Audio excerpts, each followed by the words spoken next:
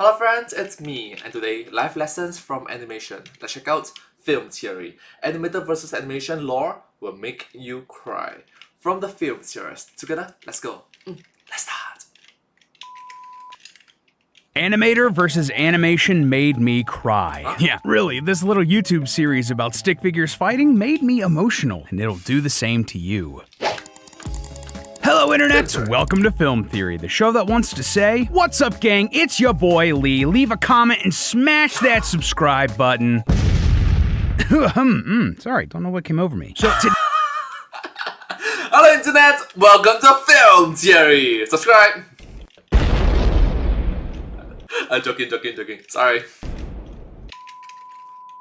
Today we're diving into a real classic here, animation versus animator. If you don't know, the animation versus videos are a long-running series right here on youtube.com created by animator Alan Becker. When it comes to online animation, this guy is one of the OGs. Some of his work dates back all the way to the days of Newgrounds in like 2006. These are Bush era I remember watching them when I was in primary school. Yeah.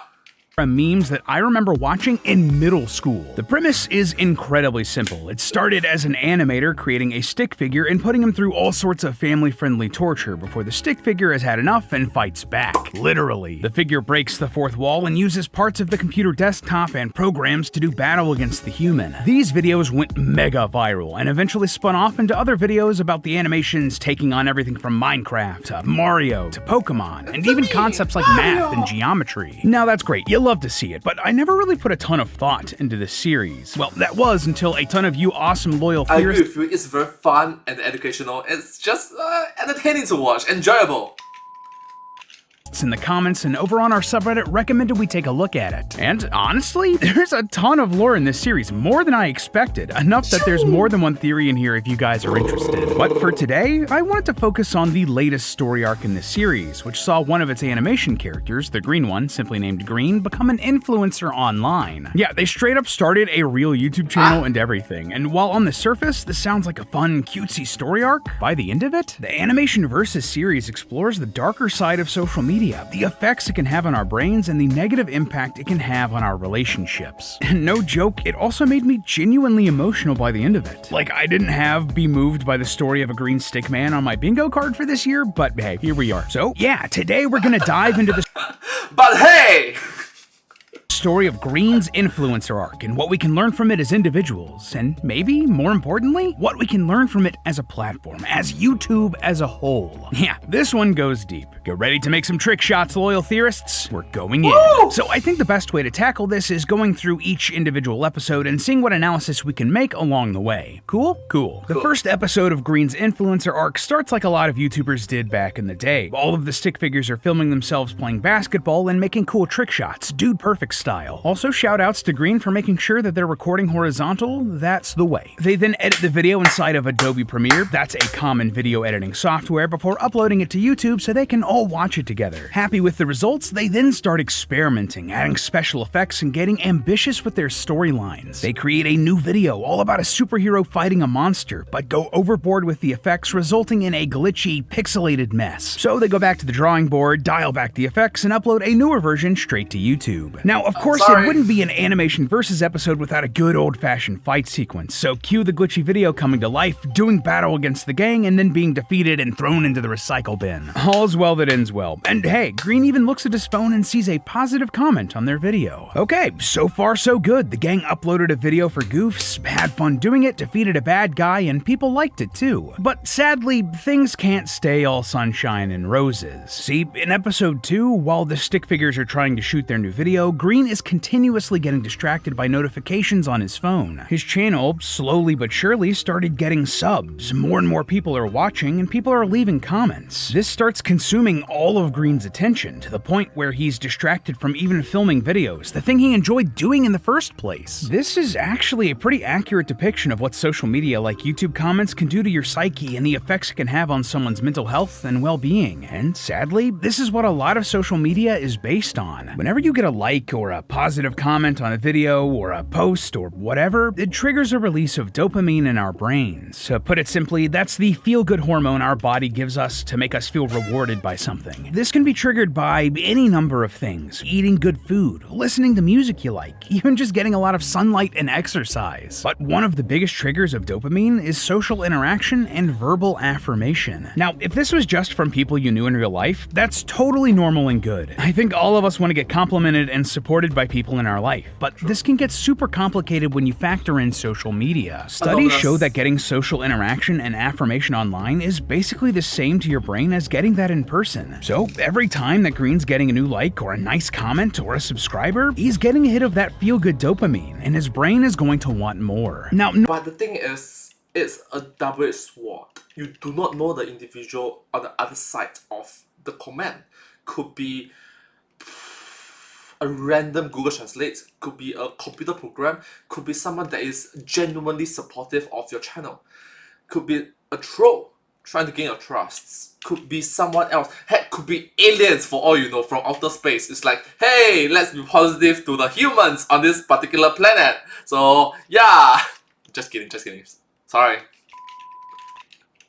normally, I guess that would be fine, but the big problem comes in when the reality of the internet hits Green. Yeah, I don't think I need to tell you that sometimes the comments aren't so nice, and Green really takes all of that feedback to heart. For example, one of the comments goes all Edna mode and says, "Knock it!" So Green stops their new video mid-filming and rips the cape off of Orange. And this isn't an isolated incident. Before long, Green is following every whim of his comments section. He's told that he should do a vlog, so he starts vlogging. Some comments call his friends useless or not good, so he cuts them from videos or removes them from the channel. His friends want to make more superhero videos, but Green outright refuses because one comment says no more superheroes. For all of the dopamine hits that Green gets from the positive comments, this is the unfortunate flip side. And sadly, the human brain just prioritizes negativity. See, our brains are hardwired to remember more negative comments than positive ones. Why? This is something Why? called negativity bias, which means that we see and react to negative information far quicker.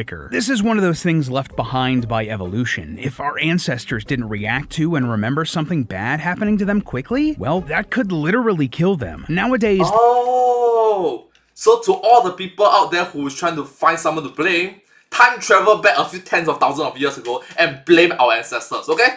Okay? Okay? Cool? Cool? Do not freaking blame each other because it's integral for me to survive, for you to survive, for our ancestors to survive, for your ancestors to survive, for our ancestors to survive. It was integral for our survival as a species. Alright?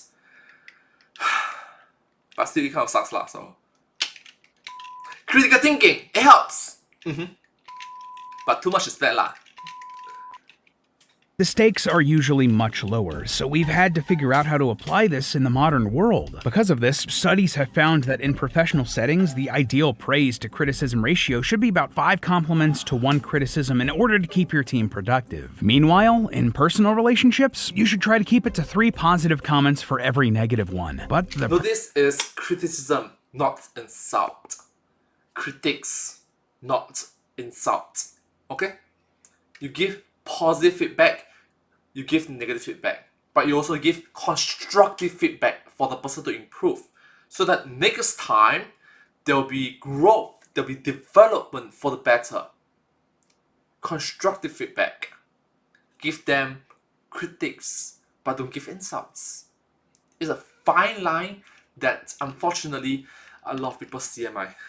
Cannot make it, sorry, CMI. Sorry. problem comes in with social media and content creation, which can throw off this delicate balance of positive and negative feedback. I can tell you from firsthand experience, you can get tons of awesome, positive, constructive feedback, but one mean or unnecessary comment can stay with you for weeks. And ultimately, this can lead to risk aversion in your decision making. You might choose not to do something you want to just because you don't want to risk that. Video essay on the impact of rocket smoke on potato cultivation. Okay, I'm curious about that. I'm genuinely curious about that. Thank you so much for... It didn't occur to me, but I'm curious. Yeah! negative feedback. You don't want the negative YouTube comments calling you out, making you feel awful, and depriving you from that sweet, sweet dopamine. Exactly like what we see happen with Green. When folks in the comments start critiquing the videos, sometimes offhandedly or without a ton of thought, he makes those major changes to the channel and sometimes straight up deletes older videos. Green is totally controlled by the need for that feel-good moment. But of course, this isn't the only way to go. This behavior can cause or make worse mental health issues like anxiety or depression as you become trapped in a cycle of overthinking every move. What will the comments say? What if they don't like it? Should I even post this? What's even the point? Ironically, these negative feelings can lead your body to crave even more dopamine, which we actually see with Green as he checks the comments the moment he uploads a video, looking for that validation, all of which leads him to make some pretty disastrous decisions. By the end of the episode, Green has completely changed his channel and content. He makes way more vlogs and reaction videos than the content that the group started making in the first place, distancing himself from his friends. But the final straw comes when he pulls a cruel prank on them, tricking them and dropping them into Minecraft lava. No amount of chill, it's just a prank, bro, is gonna defuse that situation. Thankfully, the stick friends survive more or less unscathed, but they blow up at Green and try to take his phone away. Green refuses, and the friends part ways. Now, See, too much of anything is bad. And, well, Green was so obsessed in it, in which he unconsciously, consciously or unconsciously, I'm not too sure, crossed the line. It became way too much. It's good to have it, but too much is bad. And consciously or unconsciously, he has got to the point of way too much. Pranks? No.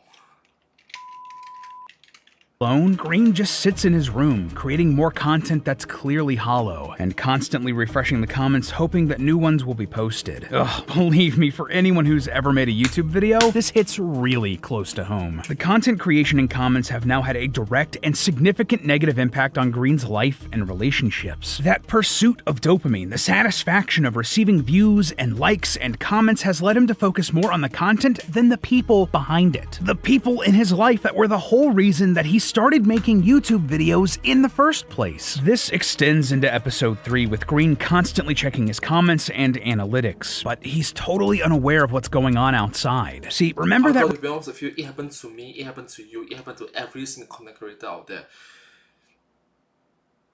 And it takes a long time to break out of the cycle. It takes a long time to be accepting that, hey, life 船到桥头自然直.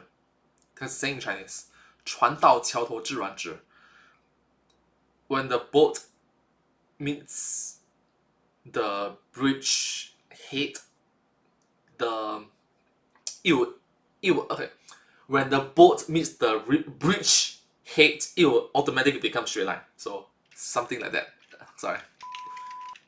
Rejected video from earlier, the glitchy one with all of the special effects that got pixelated, well, it survived in the recycling bin and joined forces with all of the other rejected videos to form a giant monster. It escapes with the other stick figures trying to fight it, but they are quickly overwhelmed as the monster tries to hack into Green's YouTube to escape. All as Green is just uploading videos of his bedroom or video tours of their house, unaware of the carnage outside. But it's just not hitting the same anymore. Green is clearly feeling down and struggling, lying in bed as the quality of his content has nosedived. What's happening here? I mean, other than the giant video kaiju. Well, what's happening with Green here is the result of something called dopamine tolerance. When your brain receives the same level of dopamine from stimulation, like say continued likes and comments and seeing your subscription numbers go up, your body will become more tolerant to that level of dopamine, or your brain will release less of it, meaning that what it does get has little to no effect. And this kind of dopamine numbness can have larger knock-on effects too, reducing the sensitivity of your dopamine receptors in general. That would mean that anything that used to give you those good feelings, like eating food or hanging out with friends or whatever, none of it is going to satisfy you anymore. And without those hits of dopamine coming in as much as we'd like, if at all, you can become increasingly more depressed, which can then make the things that once gave you joy make you feel nothing at all. An effect of depression called anhedonia. That is what's happening with Green here. No matter what he does, no matter how high his numbers go, his body literally cannot make him feel as good as when they were successful early on. This becomes a real problem because, like we talked about earlier, our brains love dopamine. They crave it and want more, and if you're not getting the same hit as before, it can alter your behavior, leading you to make poor and impulsive decisions. So Green, who was once obsessed with quality videos because of all of the positive feedback, is now pushing out slop just to try to get more and more dopamine. Fortunately, not all is lost for our stick buddy Green here. He starts to feel sad and regrets how he treated his friends. He remembers how and why they started the channel, to make fun things together, and acknowledges that he cared more about the online attention than his friends, apologizing and deciding that he needs to take a break from YouTube. This is incredible self-reflection on Green's part, recognizing that he has changed and not for the better, and that he wants to try to rebuild the relationships with his friends. He goes outside to find them, and of course stumbles across the havoc created by the video kaiju. Cue another awesome fight scene and the gang defeating the monster through the power of friendship, right? Well, not quite. See, during the battle, Green realizes that the only way to really stop this monster, to stop this fighting, it isn't by beating it down or deleting it. No, it's by embracing its imperfections. Green uploads many of the deleted or rejected videos to his YouTube channel, the stuff that was janky or weird or cut because the comments told him to. And with each upload, the video kaiju gets weaker and weaker. By the end, Green uploads that very first superhero video that the friends all made, the one that looked like it was filmed on a potato with broken effects and pixels everywhere, and that defeats the monster once and for all. The friends all make up, hugging it out and going to play basketball, and though Green's phone buzzes with the new comment, he chooses to leave it behind for now and spend time with the real people in his life. So that's the story of the influencer arc and a bit of an analysis, but that's only part of the message of this series and why it affected me so much. Like, yeah, a lot of the story is about spending time with the people in your life who affirm you and help you be a better person. Whether they're in person or on Discord or whatever, real relationships are always going to be healthier than the ones you have with an anonymous comment section. And science backs that up. Studies have shown that interacting with people in person results in significant shifts in mood, mental well-being, and positive personal outlook. Fewer but higher quality relationships will also always be better and increase your emotional richness. But for Especially during the past few years, the global pandemic periods, COVID-19, stay-at-home orders, social distancing, it's exacerbated. It significantly upgraded, made the problem worse for everyone. what impacted me emotionally, there was a real bittersweet nostalgia in this series. I've been working on YouTube making videos about little things that I love for over 10 years now. Like, my first video was a love letter to— Oh my gosh, Ronnie Edwards. the dude that made the Game Boy of all things, and college Lee sure was a look. Videos back then, when YouTube was still very much a wild west, whether it was from dudes in their college dorms like me or creators like Matt, everything had a jank to it that just made it feel real, made it feel genuine. Nowadays, a lot of YouTube and social media feels artificial. Creators show you a very carefully curated version of themselves and their lives, and I get why. For a lot of us, this is a business. Videos are so polished. Okay, stop. That actually hurts. Because they have employees to take care of, bills and taxes. But these personas that a lot of creators build, they're not real. And that can be harmful, yes, in all of the ways we've talked about today with the creators, but also for the viewers who feel like they aren't good enough because their lives look nothing like these overly polished ones they see online. So the fact that the thing that defeated the video kaiju here in this series, that brought these friends back together after all of the vlogs and the pranks and the mean comments tore them apart, that it was embracing an old, janky video with mistakes and weird choices, something they made for the fun of it just because they had a genuine passion? Man, that hit. Yes, Lee makes a very good point. 不忘初心. You shouldn't forget why you started in the first place, your original dedication, your original passion for it. And I recognize that as you age older, you employ more people. It's significantly easier to say that I'm sorry to myself that I'm not getting fed today, I'm not earning enough money today. Next level, from easiest to hardest. Easiest is, alright, as one person suffer. Sorry, I'm not earning enough money for myself. bobian, suck it up. Next level, you employ one, you have one employee, 2 employees, 3 employees. You are a boss now. You are accountable for 3 individual salary. Alright, that means including yourself, 4 people. It's significantly harder. That means you literally have to pay, instead of paying one person's monthly salary, you have to pay 4 people's monthly salary. Then you increase it to a few hundred people. 100, 200, 300 people. AKA Jimmy Donaldson, Mr. Beast. He have grown from a singular individual to become a group of friends, as I mentioned, 1, 2, 3 people, then slowly become 100, 200, 300 people. Now he's accountable for hundreds of people. It's significantly harder to play around with these risky videos. So yeah, Lee makes a very good point. It's close to home. It's a nice reminder of why we all started this in the first place. And honestly, I think all of YouTube could use that right now. I think just like the animations here, we'd all be a little better off just letting go and appreciating the jank of it for a bit. But hey, that's just a theory. A film theory! And cut! Up next on Film Theory. There's nothing sadder than a lone chicken nugget, and that's exactly what we're seeing happen to our beloved doggo. But thankfully there's a way to cheer up this lonely pup, and today we're going to bring this demigod of chaos back down to earth. I like it that Lee ended this particular video, with a very uplifting note. He said, hey, everybody have their mistakes in the past. Everybody have to own up to the mistakes, have to live with the consequences. But no point crying over spilled milk. We have to grow, mature, improve, character development.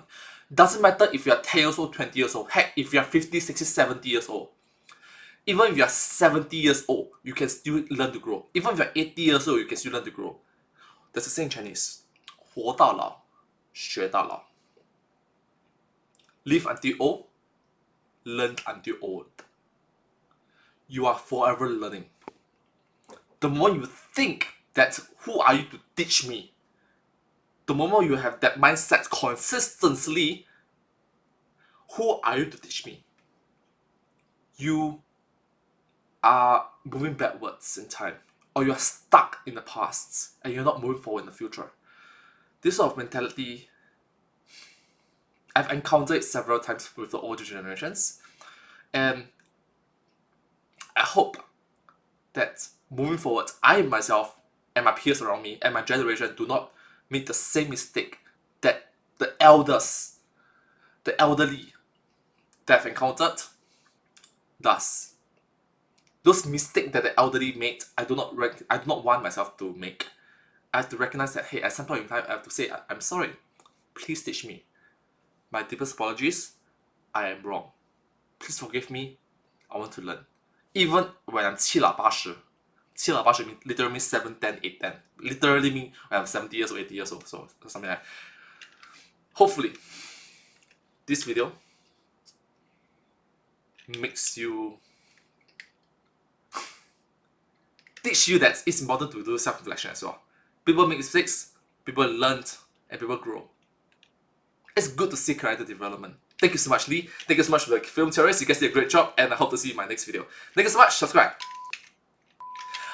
But hey, that's just a theory, a film theory, and cut.